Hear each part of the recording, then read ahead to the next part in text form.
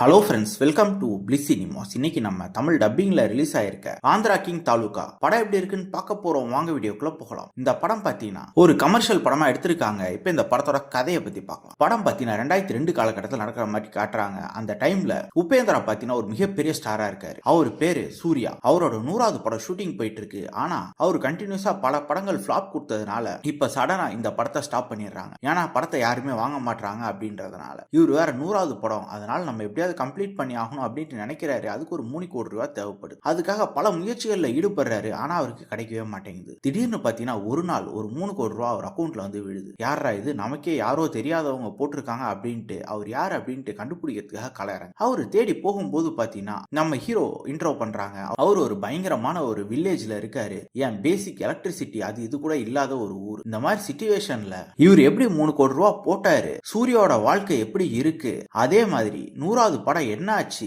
கடைசியில என்னதான் ஆச்சு அப்படின்றது தான் இந்த படத்தோட மொத்த கதையே. இப்போ இந்த படத்தோட பாசிட்டிவ் ஐடி பத்தி பார்க்கலாம். பாசிட்டிவ் கண்டிப்பா ஸ்டோரி பிளாட்டை சொல்ல ஒரு இன்ட்ரெஸ்டிங்கான ஸ்டோரி பிளாட்டை எடுத்திருக்காங்க. ஆனா அது எக்ஸிகியூஷன்ல எவ்வளவு தூரம் கொடுத்திருக்காங்க அப்படின்றது மிகப்பெரிய கேள்விக்குறி. பெர்ஃபார்மன்ஸஸ் உபேந்திராவா இருக்கட்டும், ராம் போத்தினேனியாவா இருக்கட்டும், அதே மாதிரி ஹீரோயினா இருக்கட்டும், எல்லாருமே ஒரு அல்டிமேட்டான பெர்ஃபார்மன்ஸே கொடுத்திருக்காங்கன்னு சொல்லலாம். அதே மாதிரி கேரக்டர் ரைட்டிங்கும் பாத்தீங்கன்னா 3 பேர் கேரக்டர் தான் நல்லா எழுதிருக்காங்க. இவங்களை ஃபாலோ பண்ண இந்த படத்தை பார்த்து முடிச்சிடலாம். இந்த படத்து மூலியமா இவங்க சொல்ல வந்திருக்க மெசேஜ் எல்லாம் நல்லாவே இருக்கு. ஒரு மிகப்பெரிய ஸ்டார், அவருக்காக ஃபேன்ஸ்லாம் என்னெல்லாம் பண்றாங்க, ஒவ்வொரு காட்டத்திலையும் என்னெல்லாம் பண்றாங்க அப்படின்ற மாதிரி காமிச்சிருக்க விஷயம் நல்லாவே இருந்தது. ஏன் அது ரியலாவும் இருந்தது. அதே மாதிரி அந்த ஃபேன்ஸ்லாம் அவ்வளவு பண்ணணுமா அப்படின்ற கேள்வியும் நமக்கு இருக்கதான் செய்யுது. படத்துல வர லவ் போர்ஷன்ஸும் நல்லா இருக்கு. அது மூலியமா நம்ம ஹீரோக்கு வர பிரச்சனைகளே நீட்டாவே காமிச்சிருக்காங்க. டெக்னிக்கலி படம் சவுண்டாவே இருக்கு. சினிமோட்டோகிராஃபி, சவுண்ட் எஃபெக்ட்ஸ், பிஜிஎம் எல்லாமே நல்லாவே பண்ணி கொடுத்திருக்காங்க. ஸ்கிரீன் பிளேஸ் பாத்தீங்கன்னா ஆல்ரெடி சொன்ன மாதிரி ஸ்டோரி பிளாட் ஒரு இன்ட்ரெஸ்டிங்கான ஸ்டோரி பிளாட்டாவே இருந்தாலும் இவங்க ஒரு டெம்ப்ளேட்டான கமர்ஷியல் படத்துக்கு ஏத்த ஸ்கிரீன் பிளே எழுதி எடுத்திருக்காங்க. அதுதான் இந்த படத்தோட மிகப்பெரிய நெகட்டிவ். அது மட்டும் இல்லாம டியூரேஷன் 2.25 மணி நேரம் கிட்ட போது இன்னும் கட் ஷார்ட் பண்ணி எடுத்துருக்கலாம். மொத்தத்தில் பார்த்தீங்கன்னா இது ஒரு ஒன் டைம் வாட்சபிள் படம் தான். வேணும்னா ட்ரை பண்ணி பாருங்க. இன்னொரு வீடியோவில் சந்திக்கலாம்.